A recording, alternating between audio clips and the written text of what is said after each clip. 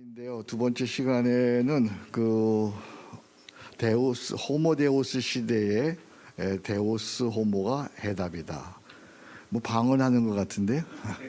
무슨 말인지 이해됐어요? 아주 좋은 강의 제목인데요. 최인식 박사님이 이번에 이제 은퇴하시면서 책을 이런 책을 이제 논리 얘기할 거예요. 이런 책을 4권 내셨어요. 이런 책을 4권 냈는데요. 첫 번째 나온 책이 이제 데우스 호모라는 책인데, 제가 이 책에 또 저한테 이렇게 부탁을 해서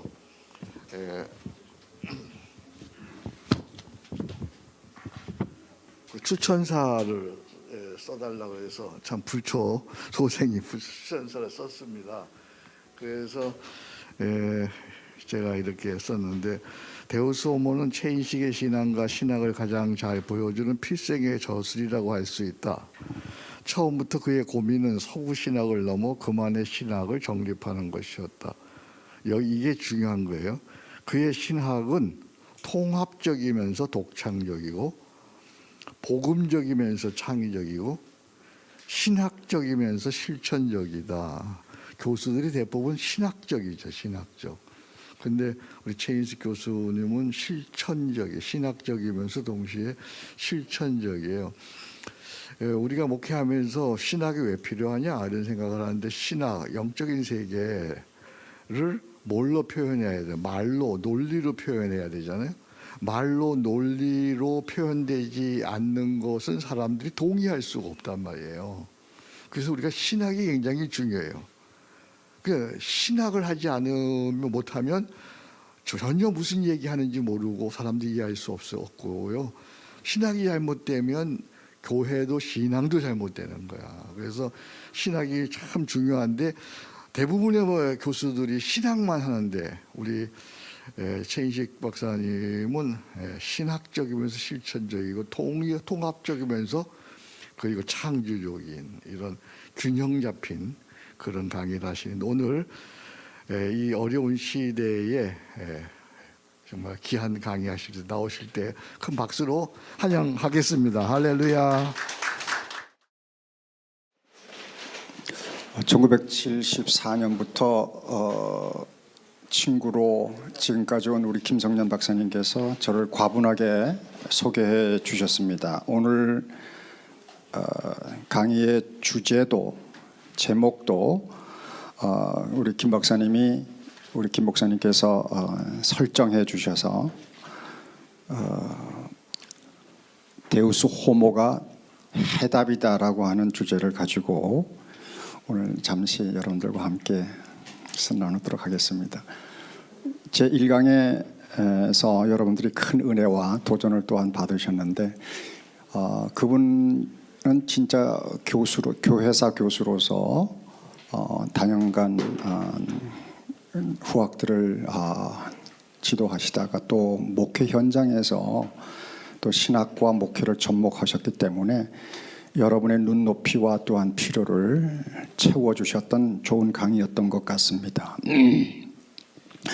조금 전에 소개했던 이 데우스 호모라고 하는 저의 이 책은 30년 저의 사역 가운데에서 출판되지 않았던 글들을 좀 모아서 출판한 것이고요.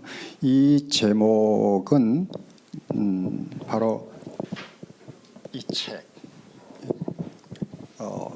호모 데우스라고 하는 이것도 만만치 아니한 그 분량의 책입니다. 유발 하랄이라고 하는 이스라엘 히브리 대학교의 역사학 교수, 현재도 아주 왕성하게 활동을 하고 계신 이 호모 데우스를 수년 전에 읽고 우리 박사학위 과정에서 같이 세미나를 하면서 이 호모 데우스가 주장하는 내용을 우리 기독교, 우리 특별히 목회자들이 어떻게 반응할 것인가에 대해서 우리가 고민을 했었고, 여기에 대해서 분명한 복음적 대안을 제시하지 않으면 안 되겠다. 해서 나름 사명감을 가지고 호모 데우스를 뒤집어서 데우스 호모라고 하는 제목으로 여기에 응대하는 책을 쓰게 되었고, 호모 데우스에 대한 해답이 데우스 호모다라고 하는 것입니다. 그리고 이와 같은 호모 데우스의 논리와 주장과 그 정신이 오늘날 21세기 4차 산업혁명 이후에 앞으로도 지속적으로 21세기뿐만 아니라 22세기 가면 갈수록 더욱 그 영향력은 심대해질 것이다. 오늘날 교회 주일학교 그다음에 청년대학부가 반토막이 났다. 그것이 코로나 때문인가? 그럴 수도 있지만 그 이전에 이미 우리 교회는 치명적인 결정타를 맞고 흔들리고 있다라고 하는 것이죠. 파울 틸리시의 표현으로 하면 그분이 오래전에 shaken foundation, 흔들리는 터전이 삶의 터전이, 교회의 터전이 흔들리고 있다. 터전이 흔들리고 있는 거죠. 기독교가 주장하는 바 진리의 터전이 사람들의 생각에 의해서 흔들리고 있다라고 하는 것이죠. 어떻게 하나님의 말씀과 그 말씀의 진리의 터가 흔들릴 수 있겠습니까? 결코 그럴 수 없는데 오늘날 실존적인 교회는 사람들이 던지는 여러 가지 도전에 제대로 응전하지 못해서 흔들리고 있다라고 하는 것이 오늘 저와 우리 모두의 생각이 아닌가 합니다. 저는 30년간 교수 생활하고 지난달에 제가 은퇴를 했습니다.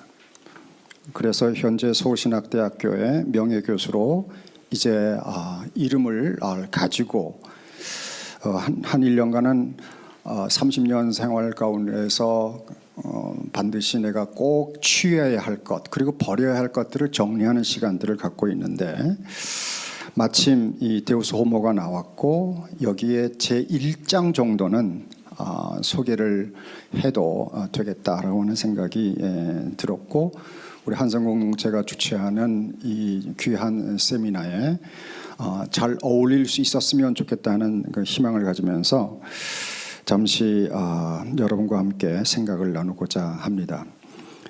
지금 일단 이제 앞에서 계속해서 이제 그 파워포인트가 넘어가도록 하겠고요. 자, 기독교와 교회에 대한 세상이 비호감, 기독교에 대한 비호감이 문제네요. 호감 혹은 비호감. 과연 교회가 혹은 기독교가 세상 사람들에게 얼마나 호감을 갖느냐. 그러니까 무엇을 던져도 호감을 갖고 그것에 대해서 반응하는 것과 처음부터 호감을 갖는 비호감적인 차원에서 복음을 전하거나 교회가 접근할 때에 그 결과는 많이 다릅니다. 비호감의 이유가 뭐겠느냐라고 했을 때에 오늘 세상 사람들은 새로운 시대 정신과 낡은 기독교, 그러니까 시대 정신은 새롭다라고 생각되는데 기독교는 오래되고 낡았다. 그래서 시대 정신과 어울리지 못한다. 여전히 옛날 것만 되풀이해서 이야기하고 있다. 너무 도구마적이다. 고집스럽다. 타협이 없다. 폐쇄적이다. 완고하다 등등 여러 가지의 어떤 의미의 어떤 이미지가 우리 기독교에게 좀 있다. 여기에 현대 교회가 세 가지 위기를 우리가 느껴야 되는데, 우리 현재 개척교회를 하든지 100년 된 교회가 되었든지 간에 현대 교회는 세 가지의 위기를 느껴야 된다. 첫 번째는 교회가 서 있는 그리고 교회가 주장하는 바에 대한 내용에 대해서 위장된 신앙의 적대자들이 나타나고 있다라고 하는 것이죠. 위장된 신앙의 적대자. 약을 주는 것 같은데, 도움을 주고 새로움을 주는 것 같은데 그 속에는 독이 들어 있다라고 하는 것이죠. 그래서 위장된 것이다라고 얘기할 수 있어요. 여러분들 이 호모데우스를 한 번 읽으면 여러분들 그 위장된 독이 감추어져 있고 약이 소개가 될 거예요. 그래서 젊은 청년들이 이걸 읽고 환호를 합니다. 지금 이게 전 세계적으로 47개국 이상의 나라의 번역이 수년 전에 번역이 되어졌고 우리나라에서도 지금 한 100만 부 이상이 팔렸을 거예요.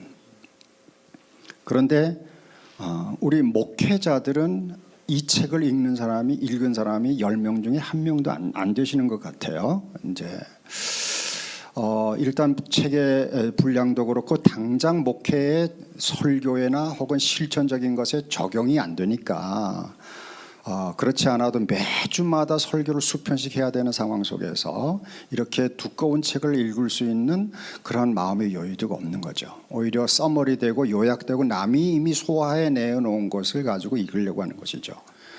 그런데 오늘날 여러분들 아시다시피 책을 2번 읽는 사람은 없어요.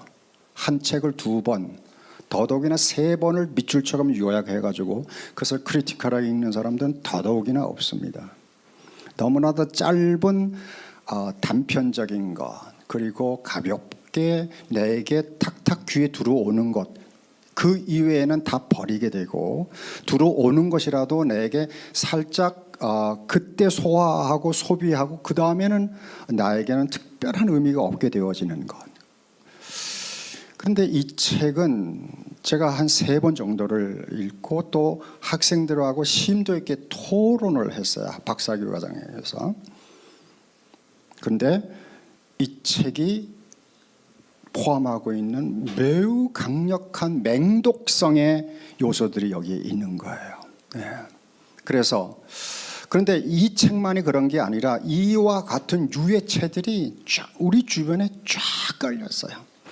그리고 젊은 지성들은 이런 책들에 환호를 하면서 기독교는 낡았다, 오래됐다, 기독교가 목소리를 낼 수가 없도록 그렇게 만들어 버리고 있다는 것이죠.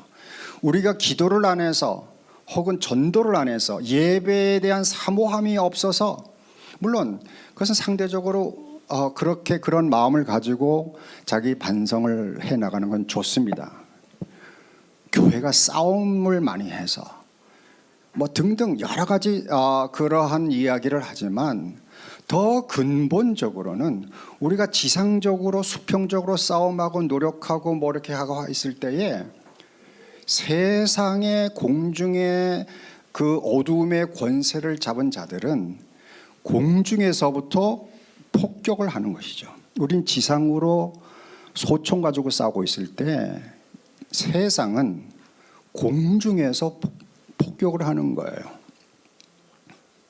여기에 가장 먼저 노출되는 사람들이 누구냐면 청소년들이에요. 청소년들이에요. 지금 대학생들의 기독교 인구가 몇 프로인지 아십니까? 저쪽에 공산주의 혹은 저쪽에 그보다도 샹하이 이런 데보다 더 낮아요. 4%, 100명에 4명 정도도 안 되는 것이죠.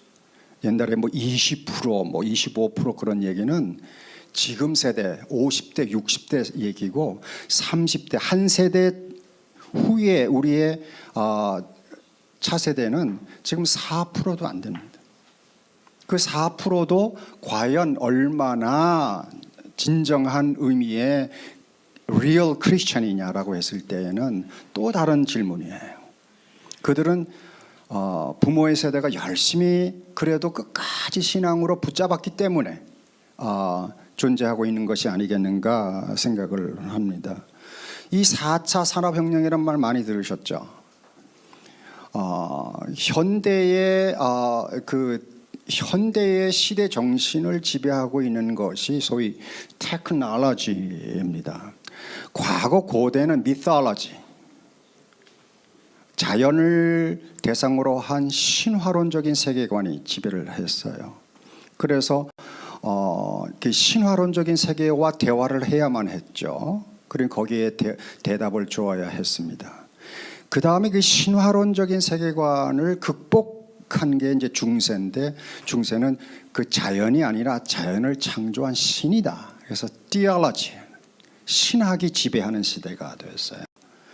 그런데 이 신학이 지배하는 시대에 대해서 이제 르네상스, 인본주의 운동이 일어나면서 신학의 교회에 지배되어지는 삶이 아니라 우리 스스로 생각을 해야 한다. 나는 생각한다, 고로 존재한다. 나는 의심한다, 고로 존재한다 하는 근대 정신. 그래서 필로소피가, 철학이 지배하는. 그러니까 자연이 본위로 가다가 신 본위로 가다가 그 다음에 아니다, 인간 본위로 가게 되는 필로소피. 사유가 중요하다. 내가 의심하고 내가 질문하고 내가 대답을 찾아야 된다라고 하는 소위 근대 정신. 그러한 근대 정신에 입각을 해서 인간 중심으로 가다가 이제 그 개인이 이제 나라의 하나의 국가적인 차원에서 하나의 공동체적으로 그 철학이 이데올로지, 하나의 어떤 이념, 공산주의, 사회주의, 뭐 혹은 자본주의 하는 어떤 그 이데올로지가 지난 세기에 그리고 오늘날도 지배하고 있는 것이에요. 그 이데올로지를 넘어서 beyond ideology. 그래서 오늘날 공산주의를 넘고 사회주의를 넘고 자본주의를 넘고 마크시즘을 넘고 하여튼간에 이러한, 그래서 기독교도 어떤 이데올로지의 하나의 영역으로 생각을 해서 이 기독교도 넘어야 된다, 이 이데올로지를 넘어야 된다 하는 생각을 갖는데, 그 이데올로지를 넘게 하는 하나의 동력이 뭐냐? 그게 테크놀로지라고 하는 거죠. 테크놀로지. 그러니까 테크놀로지 앞에는, 스마트폰 앞에는 혹은 AI 앞에는 어떠한 이데올로기도 다 융합, 통합 되어 가지고 또 다른 세계를 만들어가고 있는 거란 말이죠. 그게 소위 4차 산업혁명. 그 핵심 기술이 인공지능, 사물, 인터넷, 빅데이터, 모바일 등. 이건 다 융합이고 그리고 혁신적인 변화를 일으키고 차세대 산업혁명을 일으키는.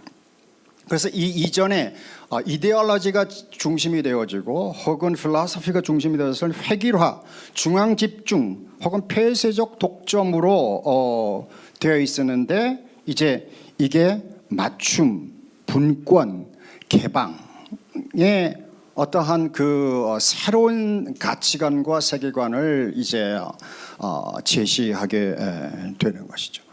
그래서 우리는 그것을 포스트 휴머니즘이라고, 이렇게 포스트 휴머니즘, 특별히 우리 유발 하라리 같은 경우는 이 포스트 휴머니즘 이 이야기를 이제 하게 되는 거죠. 이 포스트 휴머니즘에서는 인간성의 한계를 극복하려는 인간, 그리고 풍요를 추구하는데 그 풍요 뒤에 여전히 기술에 대한 어떤 두려움이 있어요. 기술이 잘못되어질까, 이렇게 되어 인간을 오히려 부메랑으로 돌아오지 않을까는 그런 혼재되어 있고, 그러면서 끊임없이 기술을 개발해서 전지, 전능, 전제, 편제의 존재자가 되려고 한다. 그래서 불멸과 행복과 신성을 향한 과학기술의 전력 투구를 하고 있는 것이 오늘날 21세기 우리가 몸담고 있는 한국이 그렇고 소위 선진국이 그렇다 이거죠. 물론 21세기라고는 동일한 시대에 여전히 전근대적인 삶을 사는 데도 있고 여전히 어떤 이데올로기로 지배되는 데도 있고 하지만은, 그러나 우리가 미래를 놓고 볼 때에 지금 현대의 최첨단에서는 포스트 휴머니즘의 불멸 행복신 신성을 향한 과학기술에 전력 투구하고 있다. 이것은 다른 말로 빅데이터 기반의 사이버 천국론으로 그렇게 표현들은 하지 않지만 제가 신학적인 대화를 하기 위해서 오늘날의 테크노피아는 빅데이터 기반의 사이버 천국론이다. 이 사이버 천국론에 오늘날 모든 인류는 올인하고 있는 거예요. 모든 대학, 연구소, 정치단체, 그다음에 사회단체, 개개인의 출세 모든 것들이 이 빅데이터 기반의 사이버 천국론을 향해서 가고 있다 하는 것이죠. 이와 같은 이 현실이 위장된 신앙의 적대자, 그러니까 여기에는 약도 있고 동시에 우리 여기서 독이라고 하는 것은 우리 기독교인의 관점에서 볼 때 독인 거예요. 기독교인의 관점, 우리의 성경의 세계관에서 볼 때의 독인 것이지 세상 사람들은 성경의 세계관에 전혀 무지한, 그리고 접해보지 않은 사람들은 이거 외에는 다른 길이 없다라고 생각을 이제 하고 있는 것이죠. 두 번째에 우리 기독교가 혹은 교회가, 현대 교회가 당하고 있는 혹은 가지고 있는 위기는 뭐냐면, 이 현대 정신이 가지고 있는, 우리에게 뿜어내는 독이 얼마나 치명적이냐 하는 것이죠. 그 치명성에 대해서 우리 교회가 좀 무감각하다라고 하는 거예요. 그냥 감기 기운처럼 이렇게 생각을 하는 거다 하는 것이죠. 이 호모데우스, 이 책 말이죠. 이 호모데우스는 신과 같은 존재가 되려는 인간이라고 하는 겁니다. A brief history of future. 그래서 미래의 역사, 미래의 과거를 얘기를 하고 미래가 어떻게 될 것인가 하는 것을 얘기를. 그리고 그 미래의 역사에 인류가 성공적으로 랜딩하기 위해서 우리에게 필요한 게 뭐냐, 그리고 우리가 버려야 할 게 뭐냐를 얘기를 하는 거예요. 과거의 역사를 얘기를 하면서 미래의 이와 같은 놀라운 그 사이버 천국론에 들어가기 위해서 버려야 할 게 있다 하는 거, 특별히 버려야 할 것에 대해서 얘기를 해요. 근데 그게 너무나도 멋있게 설득력 있게 얘기를 하기 때문에 목사님들도 이 책을 읽으면 처음에는 절로 아멘이라고 이렇게 얘기를 할 수밖에 없도록 그렇게 잘 쓰여진 책이에요. 잘 쓰여진 책이에요. 한번 손을 쥐면 그냥 바로 읽혀지는 그런 책이라고 하는 것이죠. 그 독성이 엄청나게 독성인데, 세상 사람들은 그 거치장스러운 거에 빨리 버려야 된다는 거예요. 버려야, 쓰레기통에다 버려야 될 것이다라고 얘기를 하는 것이죠. 그게 여기 이 책에서는 세 가지를 얘기를 해요. 제가 삼무라고, 삼무, 세 가지가 없어야 된다. 너희들이 사이버 천국론, 여기서는 데이터이즘, 데이터교라고 번역되어 있어요. 빅데이터의 시대에 들어가 가지고 4차 산업, 5차 산업, 이런 놀라운 테크놀로지의 세계에 들어가 가지고 인간이 신이 되기 위해서는 세 가지를 플랫폼에서 버리고 비행기를 타야 된다는 거예요. 세 가지가 뭐냐? 첫째는 신이 없다. 신은 없다. 신은 없다 하는 거예요. 신을 가지고 들어가게 되면 그 세계에서 자꾸만 충돌을 일으키는 거예요. 그래서 충돌을 일으킬 거를 미리 제거를 해라 이거죠. 두 번째는 영혼이라는 존재는 없다. 이제 이렇게 얘기해요. 영혼이라는 존재. 세 번째는 자유의지라고 하는 것이 없다. 원래 없는 거였어요. 이분의 얘기는 원래 없는 건데 우리는 그걸 있다라고 생각을 하는 거예요. 그러한 이야기들을 제가 일일이 설명할 수는 없어요. 그런데 여기 정말 현대 과학과 사회과학과 인문과학 그리고 종교, 이분은 또 유대인이기 때문에 창세기서부터 너무나도 성경을 잘 알아요. 네. 그래서 성경을 들춰가면서 그리고 현대 과학을 들춰가면서 영국 케임브리지 대학교에서 역사 그러니까 전쟁사를 연구를 해서 박사학위를 받았어요. 전쟁이라는 게 뭡니까? 전쟁을 연구한다는 거기에 모든 게 다 들어가 있거든요. 그래서 이 사람은 이 나의 표현으로는 나하시, 히브리 말로 나하시, 뱀, 아담과 이브를 유혹한 나하시. 이 나하시는요, 그 practice divination, 신점을 쳐주는 자야. 점치는 자. 발람이 발락에게 신점을 쳐주는 거예요. 그럴 때 나하시라고 얘기해요.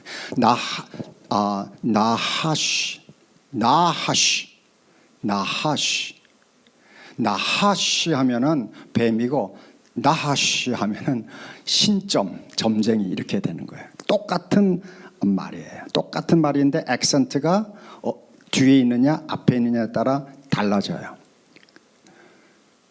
뱀, 그래서 나하시가 그 어떤 자냐 하면 성경에서 보면 아룸이라는 말로 표현해요.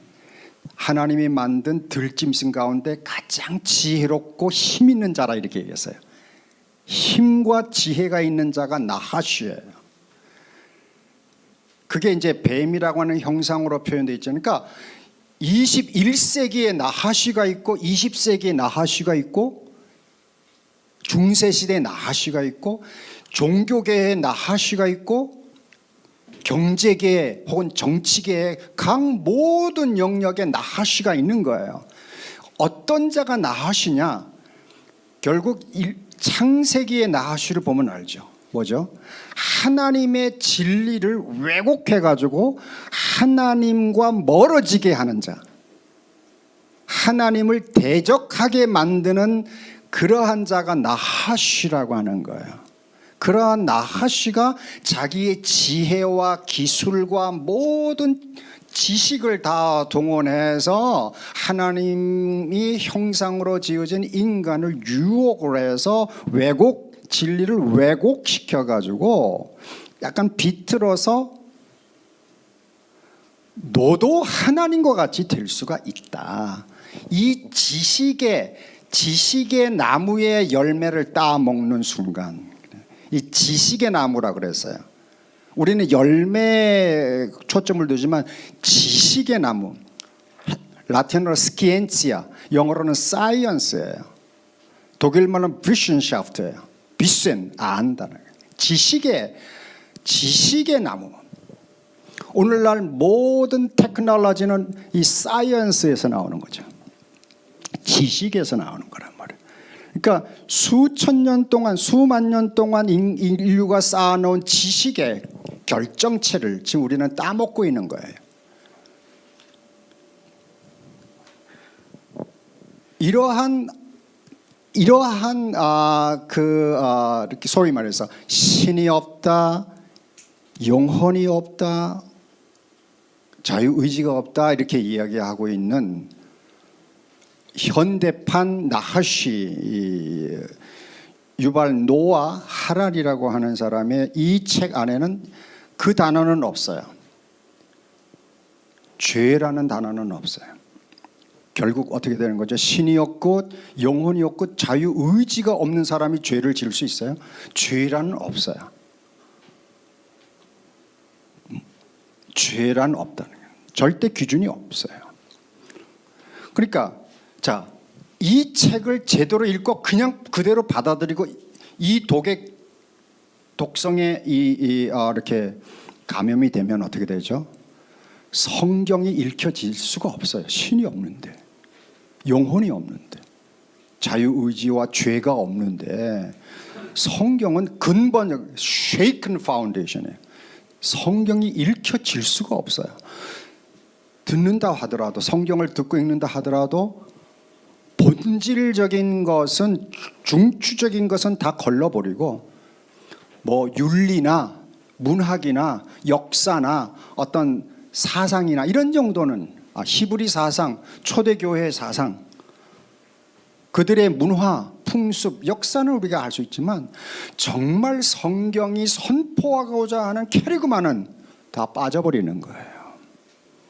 자, 이러한 것에 음으로 양으로 직접 간접으로 영향받은 현대인들에게 복음을 전하는 일이 너무나도 어렵다 이거죠. 그러니까 밭이 이게 옥토가 되어 있는 너무 산성화되어 있는 거예요.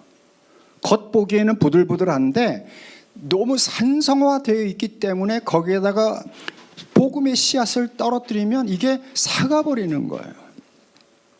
뿌리를 내릴 수가 없게 되는 그러한 딱딱한 돌밭이요, 가시떨기 나무밭이요, 길가와 같은 그런 상황이 되어 있다라고 하는 거예요. 사실 유발 하라리가 원하는 건 신과 같이 되는 거예요. 신과 같이 되는 거 아까 우리 김경 목사님, 박사님께서도 사람이 신과 같이 된다는 거예요. 그러한, 그래서 우리가 신의 아들이 되고 신의 자녀가 되는, 하나님의 자녀가 되는 것은 신의 영역에 들어가게 되는 건데, 어떤 면에서는 목표는 같은지 모르겠어요. 근데 여기에서는 인간이 만든 그 지식을 따라서, 그런데 이 길이 왜 위험하고 무서운 독성이냐? 이 지식, 그노시스, 이 스켄치아의 열매가, 지식의 열매가 뭐냐면은 교만이라고 하는 거예요. 교만, 휴브리스, 교만. 이 호모 데우스의 세계관에 하나님 앞에서 가장 치명적인 독이 뭐냐면 교만을 일으킨다는, 교만. 그러면 왜 교만이 문제되냐? 교만은 패망의 선봉이온, 잠언서 16장 18절. 그리고 네 마음이 교만하여 네 하나님 여호와를 잊어버릴까 하노라.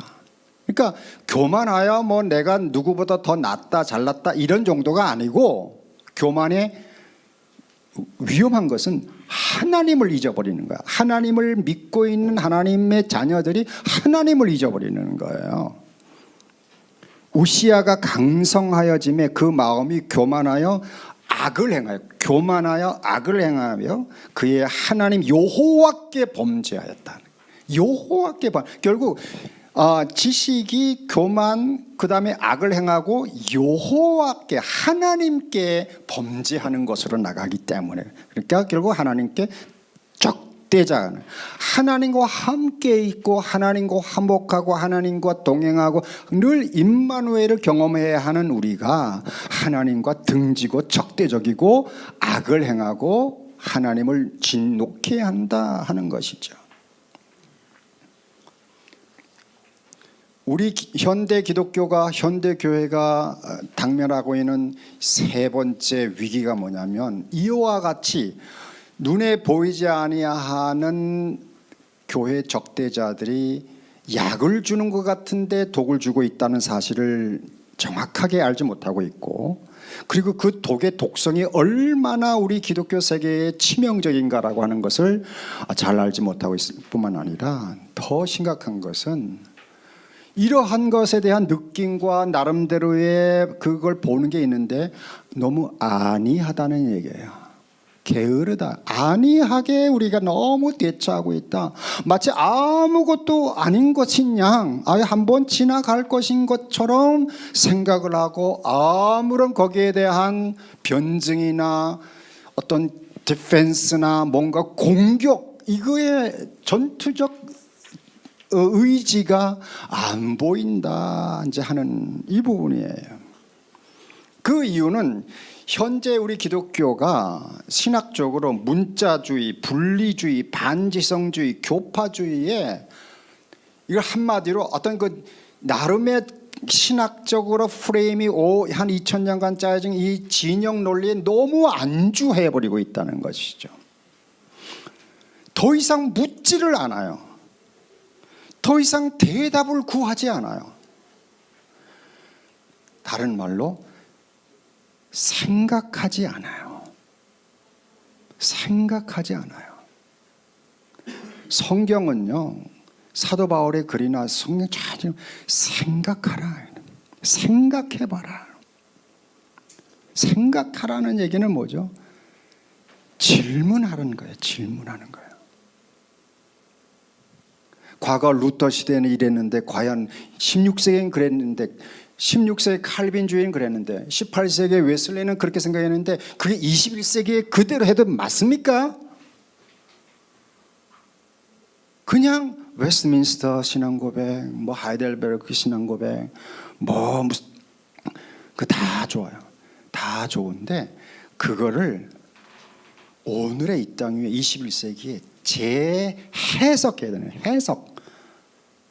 해석이라는 말은 생각해야지만 나오는 거거든요. 해석을 해야 되는 거예요. 그대로 암기해가지고 그냥 적용. 그러니까 오래됐다고 보는 거죠. 낡았다고 보는 거죠. 옛날 용어를 그대로 사용해 버리니까, 옛날 옷을 그냥 그대로 입고 다니니까. 자, 교회의 유일한 대책이 뭐죠? 그러면 이미 이런 호모데우스라고 하는 세계관은 우리가 알게 모르게 교회 전면 어떤 그러한 그 영향을 미치고 있어요. 다시 말해서 독성이 퍼져 있는 거예요.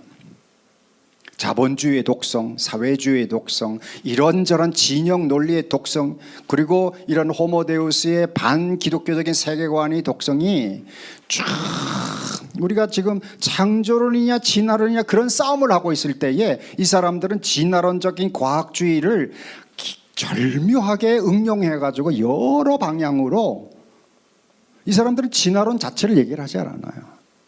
근데 진화론이 가장 골머리 앓고 있는 그 해결하지 못한 게 어떤 것인지 아나요? 영혼이라는 존재예요. 영혼이라는 존재는 어디서 나왔길래 이게 무엇에서부터 진화가 됐는지 이게 안 나타나는 거예요. 안 나타나니까 이걸 그냥 잘라버려. 토론이 안 되니까 이걸 아예 영혼을 취급하지 않아.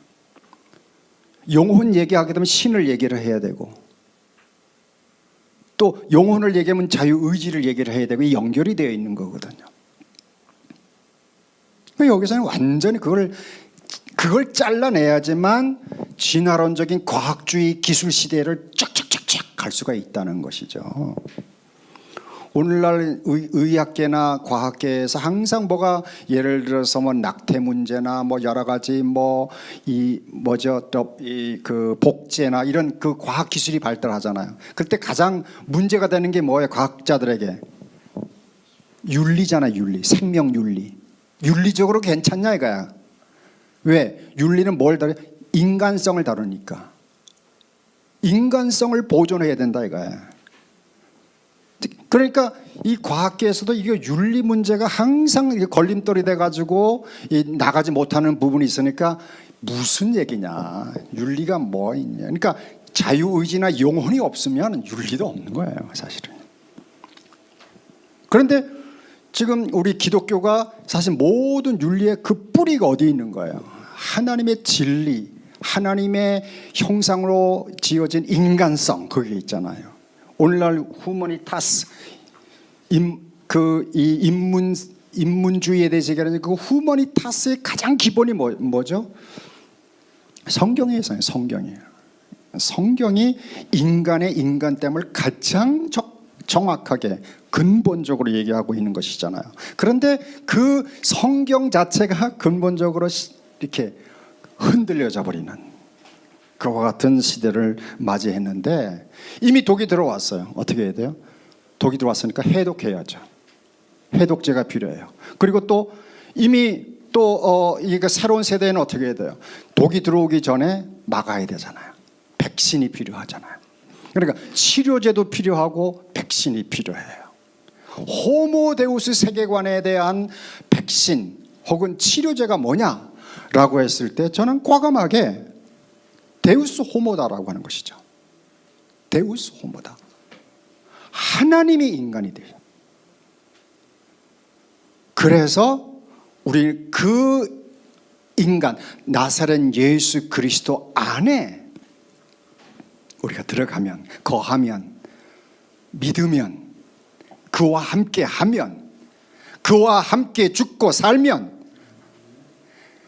그를 믿어 거듭나서 하나님의 거룩한 영상을 취함을 받는 것이죠. 그 길만이 다시 말해서 신의 존재를 설명할 수 있고, 영혼의 존재가, 자유의지의 존재가, 죄라고 하는 존재의 어둠으로부터 해방되어지는 구원이라고 하는 존재가 설명될 수가 있다는 거죠. 제시될 수 있다는 것이죠. 이제 과거의 기독교, 옛날의 기독교를 가지고 설명하려고 하는 게 아니라, 신학적으로 변증하려고 하는 게 아니라, 데우스 호모 안에 우리가 거함으로 말미암아 우리가 거듭난 삶을, 그래서 영적인 세계가 눈에 보이지 아니하지만 그것을 경험하며 그것을 누리고, 그 누림으로선 드러나는 어떤 표현들이 있잖아요. 저는 그걸 이야기라고 해요. 스토리.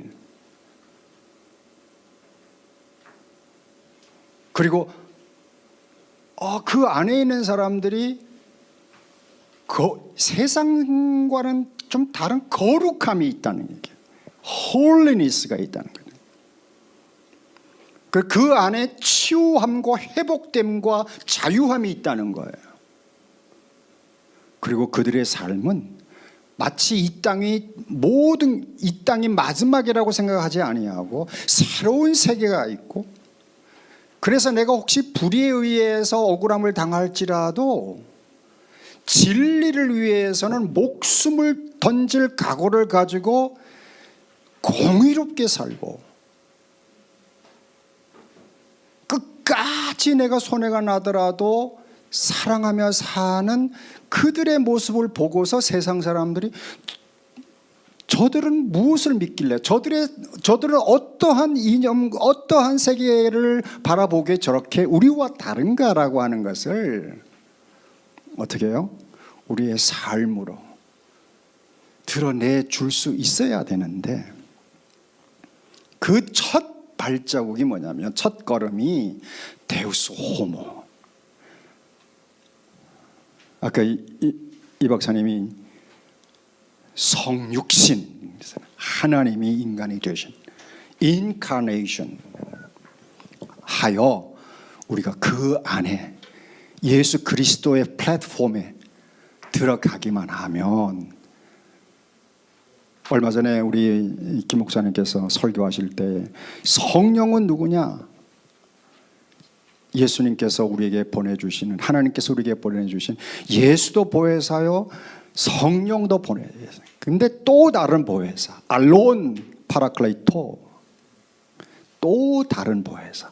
예수님도 하나님께서 우리를 위해서 보내주신 보혜사.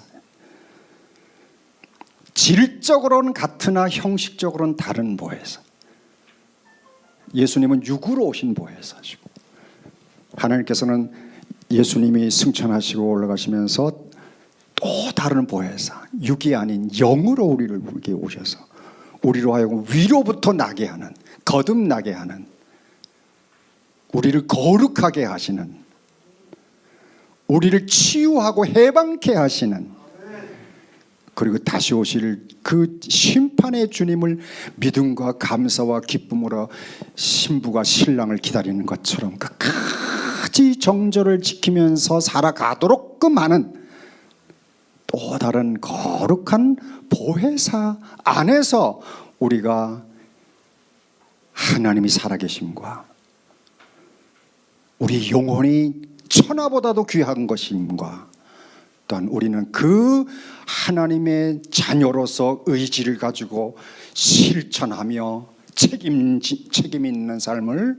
살 수 있도록 하는, 그와 같은 삶을 살 수 있다라고 하는 것, 그거를 성경은 말씀하고 있는데, 바로 이 호모 데우스가 지배하는 이 세상에서 아니다, 하나님이 계시다, 영혼이 존재한다, 인간의 자유의지가 얼마나 중요하냐, 그리고 죄의 무서움, 거기서부터의 우리는 구원함을 얻었다, 죄로부터의 구원함. 이러한 일들을 위해서 예수님께서, 여러분들 그 교회의 유일한 대책으로서 요한복음 3장 5절 진실로 진실로 네게 이르노니 사람이 물과 성령으로 나지 않으면 하나님의 나라에 들어갈 수 없네. 예수님께서 하신 말씀드립니다. 너희가 그리스도의 이름으로 세례를 받고 죄 사함을 얻으라. 그리하면 성령을 선물로 받으리라. 하나님이 세상을 이처럼 사랑하사 독생자를 주셨으니 이는 누구든지 저를 믿는 자마다 멸망치 않고 영생을 얻게 하려 하십니다.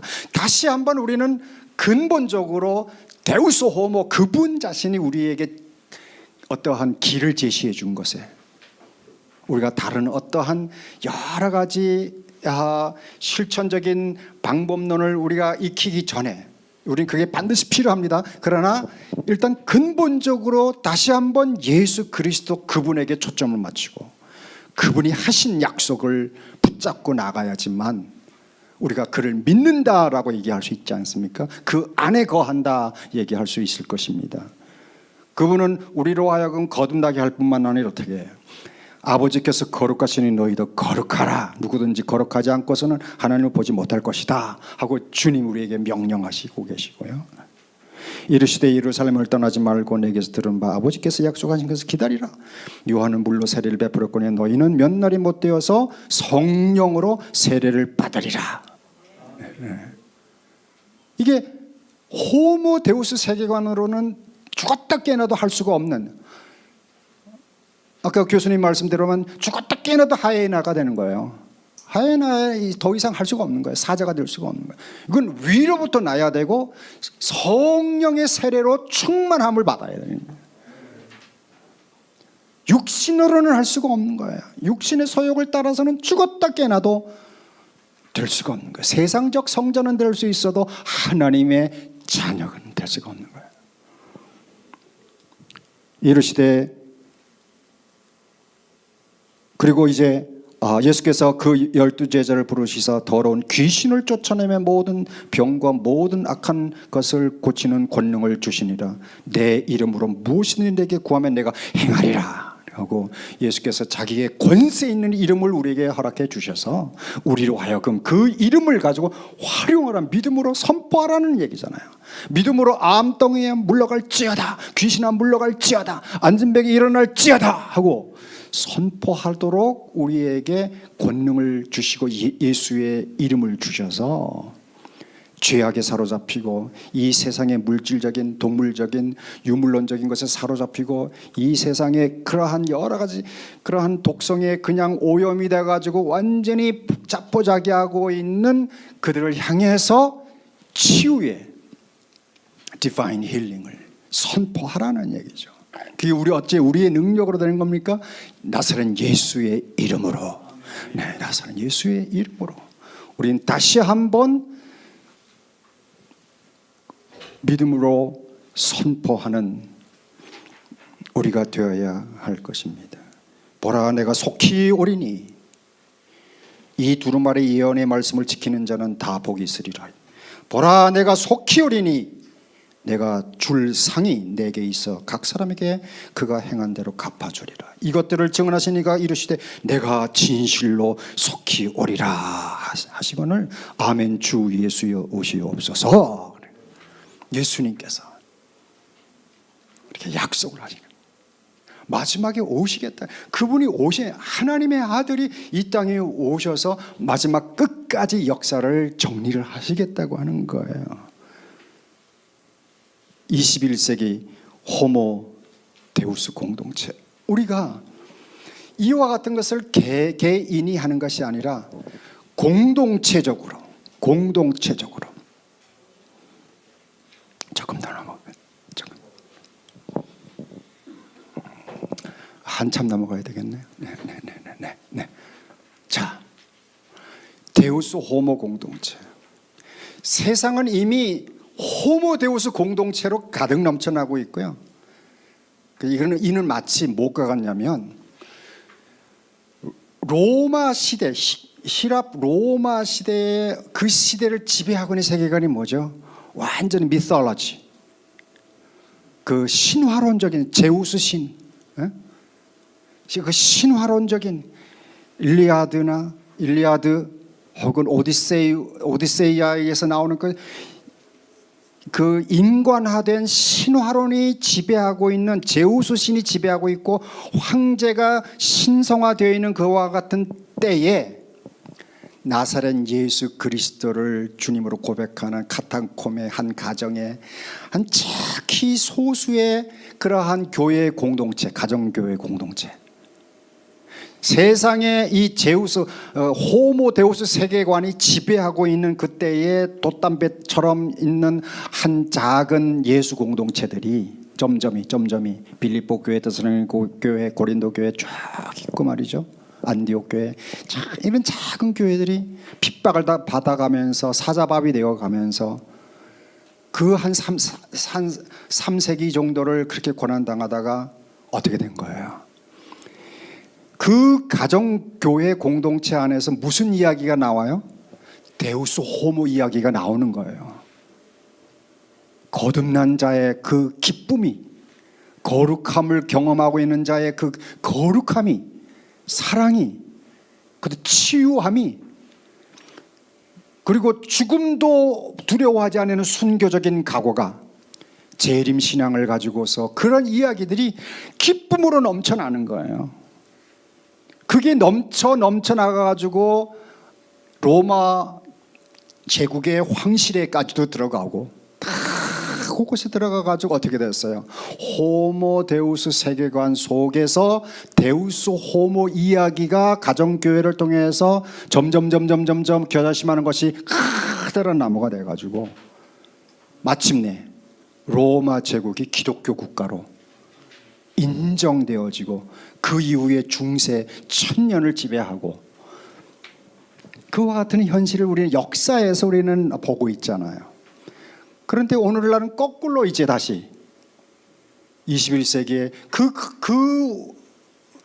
풍성하던 융성하던 기독교가 이제는 오히려 비호감으로, 그리고 옛날 것으로, 더 이상 새로운 것을 기대할 수 없는 존재로 되어가고 있는 이런 상황에서 다시 오히려 큰 제국주의화된, 자본주의화된, 호모데우스화된 교회보다는 오히려 다시 초대교회처럼 가정교회로부터 시작하는 우리 이 작은 교회로부터 데우스 호모 이야기가 여기서부터 발원되어져 가지고 우리의 가족과 우리 이웃에게, 우리 지역사회에 데우스 호모의 그 놀라운 중생의 세계, 성결의 세계, 신유와 그 재림의 놀라운 세계를 우리가 먼저 경험하고 공동체 안에서 경험하고 그 경험한 이야기들이 자녀들을 통해서 또한 성도들을 통해서 나타나게 될 때에 사람들이 호모데우스 세계관 속에서 기갈하고 있는 그들이 이 세계 속에 들어오게 될 때에 세상에서 경험하지 못하는 기쁨과 행복과 불멸과 구원과 참된 행복을 맛볼 수 있지 않겠느냐 하는 것입니다. 그것을 이룰 수 있는 가장 적합한 곳이 어디냐? 어떤 기독교 학교도 아니고요, 대학도 아니고, 도서관도 아니고, 연구소도 아니고, 어디예요? 여러분이 섬기는 교회입니다. 그리스도의 몸된 교회, 성령의 전인 교회, 하나님의 백성들이 모이는 교회, 그 교회를 주님께서는 그 세상의 어떠한 곳보다도 지금 우리를 향해서, 우리 교회를 향해서 이렇게 바라보고 계시고 우리 교회를 위해서 중보하고 계시는 줄로 믿습니다. 이 호모데우스 이전에 이 호모데우스 이야기, 이 공동체가 회개와 믿음으로 데우스 호모의 제자가, 예수의 제자가 되는 이야기 넘치는 생명의 공동체로, 말씀과 성령으로 데우스 호모를 닮아가는, 예수 그리스도를 닮아가는 이야기가 넘치는 사랑의 공동체. 이야기는 간증이 넘치는, 증언이 넘치는, 또한 신학적으로 또 정리가 되어지는 그와 같은 사랑의 공동체. 데우스 호모의 이름으로 세상을 치유하는, 예수의 이름으로 세상을 치유하는 이야기가 넘치는 해방의, 자유의, 치유의, 회복의 공동체. 데우스 호모 재림신앙으로 심판을 준비하는 이야기가 넘치는 공의의 공동체. 이러한 공동체야말로 성경이 예수님께서 하나님의 나라가 가까이 왔다, 바로 그 하나님의 나라의 내용이 아니겠느냐 이거죠. 하나님의 나라가 이 땅 위에서 부분적이긴 하지만, 일시적이긴 하지만, 상대적이긴 하지만 맛볼 수 있다는 것이죠. 그러나 이제 심판이 있고 재림 이후에는 그 부분적인 것이 전체적으로 경험될 것이고, 일시적인 것이 영원히 경험되어질 것이고, 상대적인 것이 절대적인 것으로 경험이 될 것을 우리가 믿기에, 오늘 이 땅 위에서 상대적이고 일시적이고 부분적이지만, 연약하지만, 쓰러지지만, 좌절하고 실패하기도 하지만 그를 놓지 아니하고 주여 나를 불쌍히 여기어 주옵소서, 키리에 엘레이손 외칠 때 주님께서 우리와 함께 계심을 다시 한번 더 절실히 느낄 수가 있겠다 이제 하는 것입니다. 이제 마지막으로 바울이, 우리는 이렇게 성경을, 우리가 예수님은 하나님의 아들이라 해서 우리 잠깐만 그러는데, 바울은 순수 인간이지 않습니까? 그 바울, 하나님께서 참 바울을 선택해서 또 바울이 너희가 그리스도를 본받는 것처럼 나를 본받으라 이랬어요. 저는 우리 목회자로서 바울을 본받을 수 있다고 하면 얼마나 좋을까. 그 바울이 세운 그 공동체들을 보면은 많은 문제들이 있었지만 그 가운데 그 놀라운 이러한 중생의 세계, 성결의 세계, 신유의 세계, 이런 재림의 세계, 이러한 세계들이 이제 보여진 것을 우리는 알 수가 있습니다. 데우스 호모 공동체 목회 잠깐 이렇게 좀 스킵해가지고 넘어가면은 하면, 거기에 우리 7쪽에 보면 박스 친 거 있죠? 네, 박스 친 거 잠깐 보겠습니다.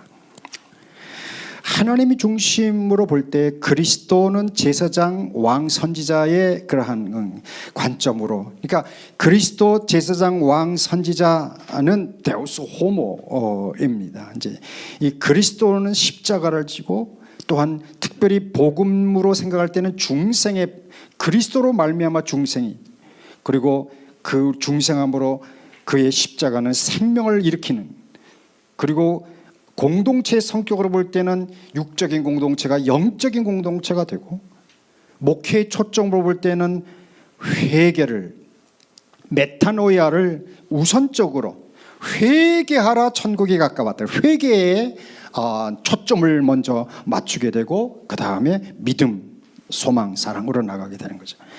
제사장의 차원에서는 성결의 복음인데 성령 세례, 그리고 이를 통해서 십자가는 사랑의 십자가로, 그리고 이 하나님과의 그 거룩한 교제를 나누는, 코이노니아를 나누는 예배 공동체, 이를 위해서 하나님과 깊은 대화의 기도를 신앙 훈련으로 우리는 목회적인 차원에서 적용할 수 있겠다. 왕으로서의 그리스도는 예수의 이름으로 이 땅을 향해서 신유를 선포를 하고, 억눌린 데에서 질병과 생로 병사에 억눌려 있는 고통 가운데 있는 자들을 자유케 하는 자유의 십자가, 치유의 공동체, 그래서 세상을 섬기는 디아코니아, 그런 공동체, 그래서 교인들로 하여금 섬김을 훈련시킬 수 있겠다. 우리 선지자로서의 그리스도는 말씀이 성육신 되어진, 우리가 하나님의 말씀을 선포하려는데 내가 그것을 실천하지 않고 성육신화되지 아니하면 그 말씀에 힘이 없죠, 능력이 없죠. 그는 내로남불이 되는 그런 셈이죠. 그런데 이 선지자들은 항상 종말론적인 주의 재림을, 심판을 앞에 두고 있었기 때문에 그들은 목숨을 걸고 공의의 십자가를 질 수 있었고, 그 공의의 십자가가 지어지는 그곳에는 미래를 향한, 천국을 향한 소망의 공동체, 그래서 마루투리아, 증인 공동체, 순교의 공동체가 될 수가 있었다.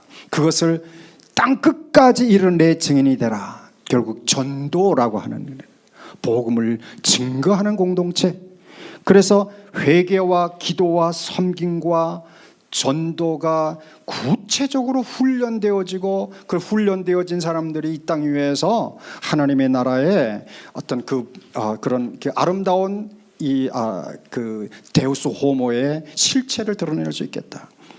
바울의 그 관점에서 볼 때 중생 성결 신유제는 제가 성경을 쭉 이렇게 나열해 놨어요. 그 보시면 바울의 삶 가운데서 이 중생의 체험이 분명하고, 그래서 그 중생의 체험이 분명한 그 가운데서 그가 편지의 수많은 구원에 대한 이야기를 아주 적절하게 표현을 했을 뿐만 아니라 그는 또 거룩함, 성령의 충만함을 통해 가지고 거룩한 자의 삶과 신앙을 고백을 했고, 어디를 가든지 나서는 예수 이름으로 신유의 사역을 하고 치유의 사역을 하고, 그리고 종말론적인 재림의 신앙을 가지고서 결국 로마에서 순교당하는 순교의 길까지 걸어갔던 이런 바울을 본받으면서 21세기에 저는 우리 교회가 데살로니가 교회를 한 모델로 삼아서, 여러분 데살로니가 교회의 그 편지를 여러분들 읽어보시면 오늘날 호모데우스 교회가 어떠한 모습으로서 이제 성장해 나가야 되고, 어떠한 과제가 우리 교회에 주어졌고, 우리 교회에 부족한 것이 무엇인가 하는 것을 확인할 수 있으리라고 생각되어집니다. 호모데우스 시대, 이것을 극복할 수 있는 유일한 길은 데우스 호모의 신앙을 가지고 예수 그리스도와 함께, 예수 그리스도께서 우리에게 약속해 주신 그 언약, 거듭나라, 거룩하라, 예수 이름으로 치유하라, 그리고 내가 다시 온다, 두려워하지 말고 담대하게 복음을 땅끝까지 증거하라.